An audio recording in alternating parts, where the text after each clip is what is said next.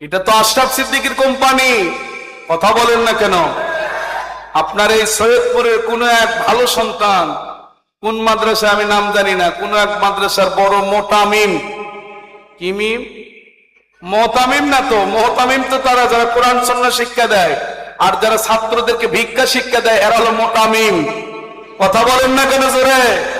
এই কোম্পানির কোন এক হুজুর বলে, আমার গত সেদিন কয় তারিখে মাহফিল ছিল, জানুয়ারির 30 তারিখ, জানুয়ারির 30 তারিখে আমার মাহফিল ছিল বদরগঞ্জ লালদিঘি ময়দান, চেনেন আপনারা? বদরগঞ্জ লালদিঘিতে আমি প্রধান বক্তা ছিলাম। কিন্তু কোন এক মায়ের ভালো সন্তান থানায় অভিযোগ করেছে, আশরাফ সিদ্দিকীর কোম্পানির কোন মাহফিল বদরগঞ্জ হতে দেব না। ওই বেটার বাড়ি বলে সৈয়দপুর। এবার তোর ঘরের ভেতরে আসছি বেটা, আয়। কথা বলেন না কেন জোরে? বাপের হালাল সন্তান হলে ওপেন চ্যালেঞ্জ, এসো, সামনে এসো। কোনটা কোনটা আশরাফ সিদ্দিকী ভুল করেছে, আমরা কোনটা কোনটা ভুল করেছি, আমাদেরকে ধরিয়ে দেবা। 100 কোটি টাকা তোমাদেরকে হাতিয়ে দেব। আর যদি না পারো, গলার ভেতরে জুতার মালা পড়তে হবে। কোনো কিছুর দরকার নাই, খালি ওয়েলকাম করেন।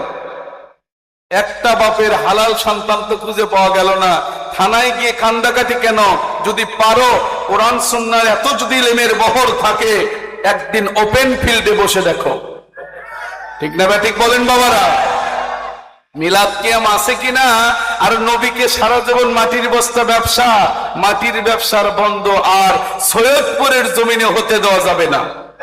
রাজি আছেন আপনারা?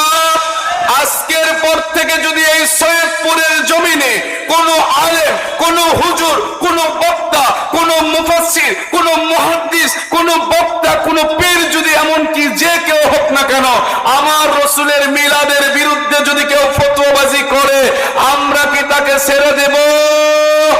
কারা কারা আমার রাসূলের পক্ষে থাকতে রাজি? দুহাত তুলে দেখান। নারে তাকবীর, নারে তাকবীর, নারে রিসালাত। মিলাদ কিয়াম দিখা